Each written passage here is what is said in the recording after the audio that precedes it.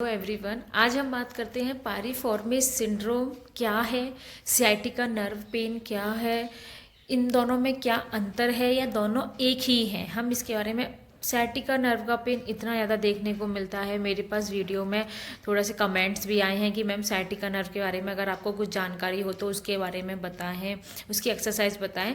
तो देखो, एक्सरसाइज के लिए मैं एक अलग वीडियो बनाऊंगी, उसमें लिंक डिस्क्रिप्शन में डाल दूंगी इस वीडियो में, तो आप वहाँ जाके चेक कर सकते हैं कि क्या एक्सरसाइज हम घर पे ही कर सकते हैं। कुछ स्ट्रेचिंग है जिसको आपको रिसेंटली रिलीफ मिलता है स्ट्रेच करके सियाटिका नर्व में। तो हाँ, हम बात करते हैं कि ये पायरिफॉर्मिस सिंड्रोम और जो सियाटिका नर्व पेन है, ये क्या दोनों एक ही हैं या क्या रिलेट करती हैं। तो देखो, ये दोनों आपस में रिलेट करती हैं। पायरिफॉर्मिस क्या है? एक मसल।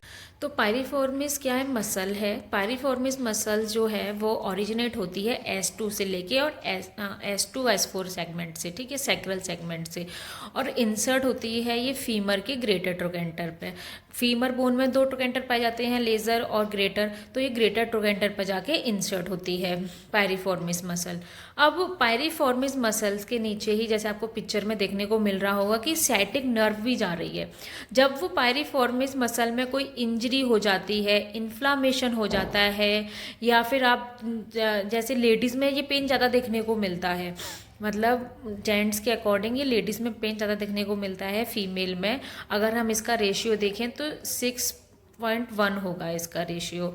तो लड़कियों में ये ज़्यादा देखने को मिलेगा, फीमेल्स में कंपैरिजन मेन, ठीक है, मेल।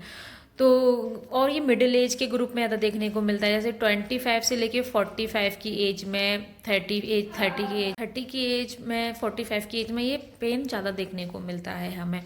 तो जैसे मैंने आपको बताया, पायरिफॉर्मिस मसल में कोई इंजरी हो जाना, इन्फ्लामेशन हो जाना, या वो नस दब जाना, जैसे कि आप जो लेडीज़ होती हैं वो स्टूल पे बैठ के ज़्यादा देर तक काम कर रही हैं, ठीक है, नीचे ज़मीन पे फर्श पे बैठ के कपड़े धो रही हैं, ठीक है, या फिर कोई भी ऐसा काम जो वो पायरिफॉर्मिस मसल दब रही है, जब वो कंप्रेस होगी, दबेगी या इंजरी हो जाएगी, तो वो सियाटिक नर्व को भी कंप्रेस करेगी, जिसकी वजह से हमारा पूरे पैर में दर्द आएगा, जैसे आपको ये फोटो में देखने को मिल रहा है। इस तरीके से हमें पेन पूरा की पूरा दिखाई देगा, कमर से लेके और नीचे एड़ी तक, उसको बोलते हैं सियाटिक पेन। सियाटिक पेन एक सिम्टम है, ना कि कोई बीमारी है। बीमारी पायरिफॉर्मिस सिंड्रोम किसकी वजह से हो रही है, ये वो डिपेंड करता है कि सियाटिक नर्व कंप्रेस किस वजह से हो रही है।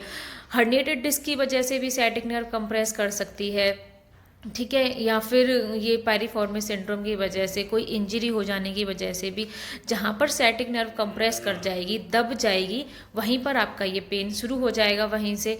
तो इसके लिए हमें कुछ नॉर्मल स्ट्रेचिंग की आवश्यकता होती है। तो हम अगर घर पे स्ट्रेचिंग करेंगे तो वो बहुत ही रिलीफ मिल जाएगा हमारा इससे। आप गर्म पानी की बोतल से सिकाई करें। पहले तो सबसे पहले ज़रूरत है कि वहाँ पे ब्लड फ्लो बढ़े। जब वहाँ ब्लड फ्लो जाएगा तो आपकी नस खुलेगी, ठीक है। तो आपको गर्म पानी से सिकाई करनी है और हल्की हल्की स्ट्रेचिंग लेनी है। तो मैं स्ट्रेचिंग की वीडियो एक अलग से बना के और लिंक डिस्क्रिप्शन में डाल दूंगी, आप वहाँ जाके चेक कर सकते हैं कि हमें सियाटिक नर्व के लिए कौन कौन सी स्ट्रेचिंग करनी चाहिए और कौन कौन सी ही एक्सरसाइज करनी चाहिए। और घर पे आपको ये ध्यान रखना है कि आपको ज़मीन पे फर्श पे बैठ के कोई ज़्यादा काम नहीं करना है, जैसे कि कपड़े धोना हो गया या ज़मीन पे फर्श पे बैठ के पूजा करना हो गया। आप थोड़ा स्टूल ले सकते हैं जो सॉफ्ट हो, ठीक है, उस पर कोई गद्दी डाल के और आप उस पर बैठ के पूजा करें अपना। या फिर ज़मीन पे बैठना बिल्कुल अवॉइड करें, आपको ज़मीन पे नहीं बैठना है। चेयर लेके या फिर स्टूल लेके आप उस पे ही बैठ के अपना काम करें। जो भी ज़मीन पे बैठने वाले काम होते हैं आप ज़मीन पे बैठ के ना करें, कोई स्टूल या चेयर लेके काम करें।